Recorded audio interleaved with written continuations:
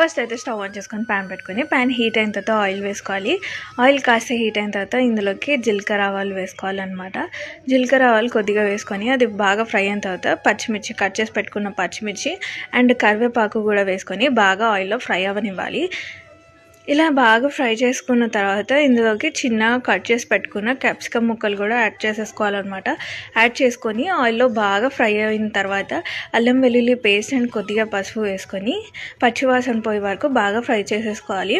ఇలా ఫ్రై అయిన దాంట్లోకి మనం ఆల్రెడీ కుక్ చేసుకున్న రైస్ అయితే వేసేసుకోవాలి. కొద్దిగా వేసుకుంటూ బాగా మిక్స్ చేసేసుకుంటే అవి బాగా ఫ్లేవర్స్ పట్టేస్తాయి అన్నమాట.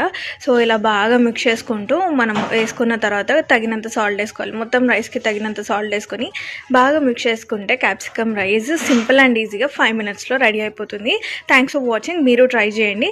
ఇంకొక వీడియోతో మళ్ళీ కలుస్తాను. Don't forget to subscribe. Meet you again. By.